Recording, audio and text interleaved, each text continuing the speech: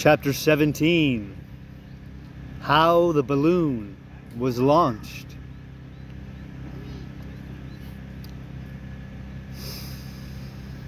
For 3 days, Dorothy heard nothing from Oz. These were sad days for the little girl, although her friends were all quite happy and contented.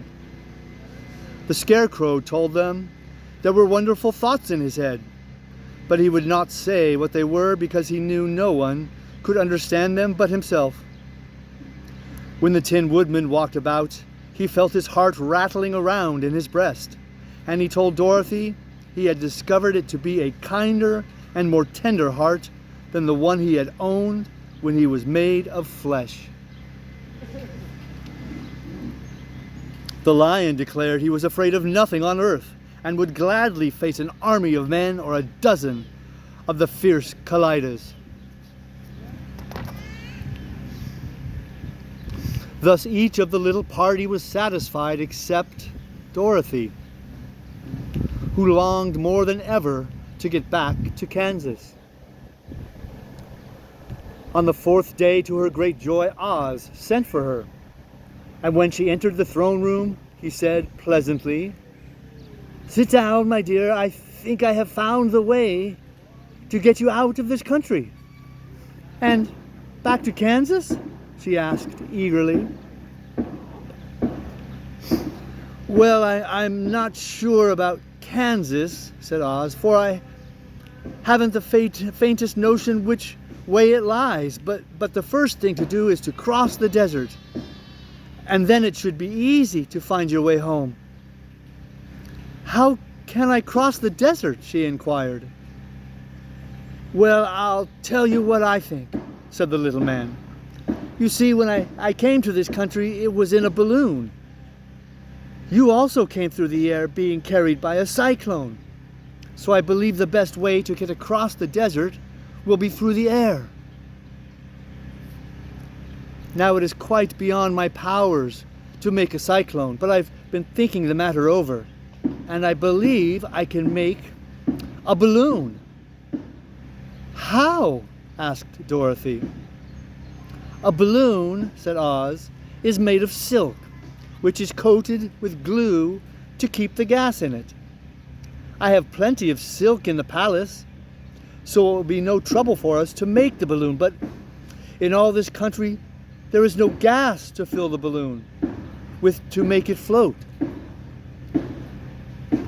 "If it won't float," remarked Dorothy, "it will be of no use to us."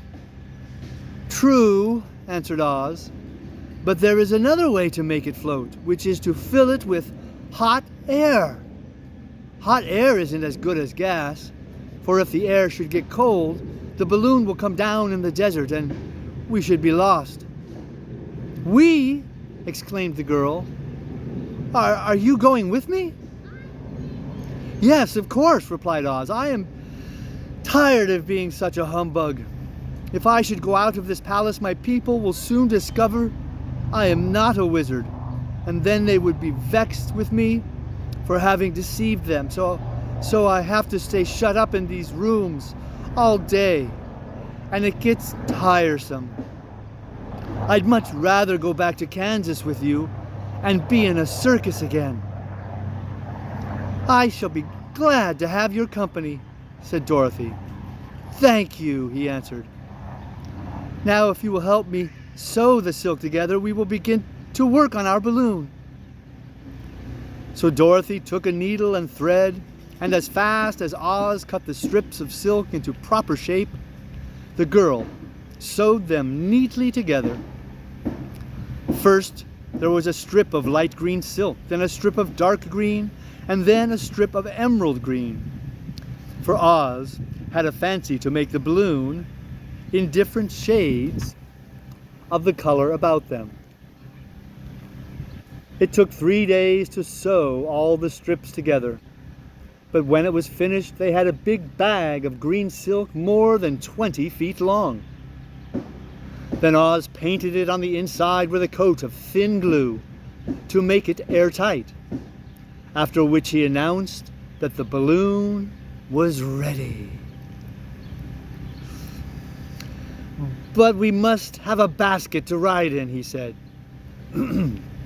So he sent the soldier with the green whiskers for a big clothes basket, which he fastened with many ropes to the bottom of the balloon. When it was all ready, Oz sent word to his people that he was going to make a visit to a great brother wizard who lived in the clouds. The news spread rapidly throughout the city, and everyone came to see the wonderful sight. Oz ordered the balloon carried out in front of the palace, and the people gazed upon it with much curiosity. The Tin Woodman had chopped a big pile of wood, and now he made a fire of it, and Oz held the bottom of the balloon over the fire so that the hot air that arose from it would be caught in the silken bag. Gradually the balloon swelled out and rose into the air until finally the basket just touched the ground. Then Oz got into the basket and said to all the people in a loud voice, "I am now going away to make a visit. While I am gone, the Scarecrow will rule over you. I command you to obey him as you would me." The balloon, by this time tugging hard at the rope that held it to the ground, was by this time, for the air within it was hot, and this made it so much lighter in weight than the air without, that it pulled hard to rise into the sky.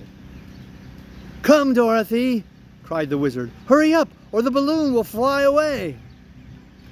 "I can't find Toto anywhere," replied Dorothy, who did not wish to leave her little dog behind.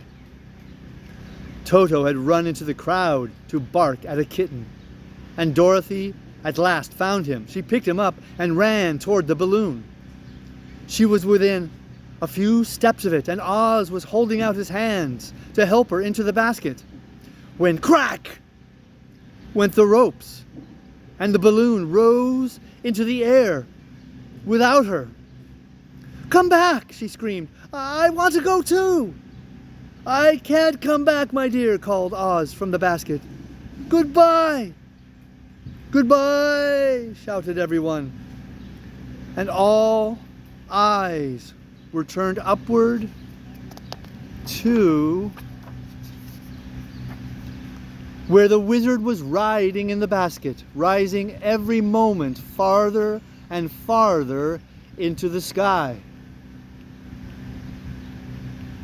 And that was the last any of them ever saw of Oz, the wonderful wizard.